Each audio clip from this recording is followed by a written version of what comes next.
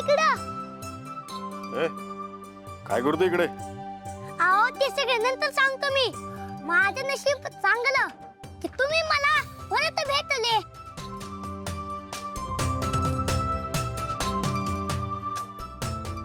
का हो तुमचं नशीब चांगलं? अहो मगाशी तुम्ही त्या गर्दीमध्ये गायब झाले ना, मग मला तुम्हाला साधं थँक्यू सुद्धा म्हणता आलं नाही. आणि मगाशी मी सीडी पडता पडता तुम्हीच माझा सुपर हिरो सारखा जीव वाचवला बघा. त्याबद्दल खरंच थँक्यू हा. तुमची मुलगी कुठे असते? इथं तर दिसत नसते. का होय तुला माझी मुलगी कुठे असते?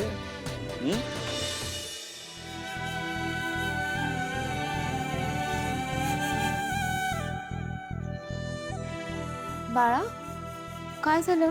अशी एकटी का उभी आहेस? मला बाबाची आठवण येते. तू टेन्शन मध्ये असेल. मला त्याला फोन करून सांगायचे की मी ठीक आहे.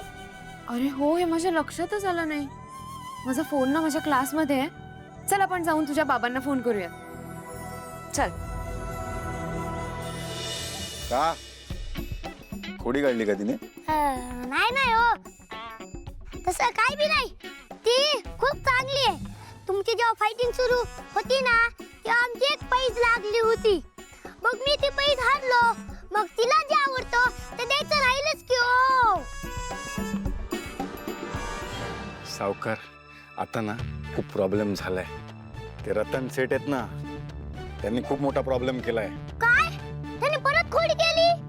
हो, त्या सुशीला वहिनीचे पैसे आणि दागिने हिसकावून घेतले ना त्याने. अरे बापरे.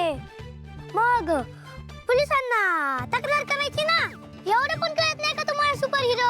अरे पाव किलो. तुझे पोलीस सगळे त्यांच्यासोबत सामील झालेत. ते सोड, मला आता अशी एक व्यक्ती हवी आहे की जिला रतन शेठचे सगळे वीक पॉइंट्स माहिती असतील. आहे का कोणी? एवढंच ना? अहो मग टेन्शन कशाला घेताय? आमची अम्मा जी आहे ना, त्याला खूप वर्षापासून ओळखते. त्याला तिचं सगळं माहित असतं. सॉरी, तिला त्याचं सगळं माहित असतं. हळू.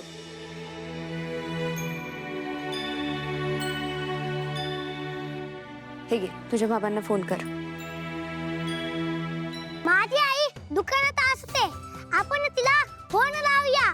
अम्मा आजीकडे मोबाईल नसतो.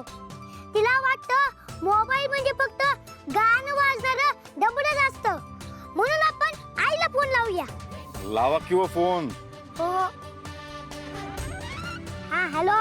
ए, माझ्याकडे काय फोन असतो का? तुमच्याकडेच आहे ना. फोन लावा ना. Super hero. तुला नंतर बघतो मी. आधी फोनवर बोलतो. बोल.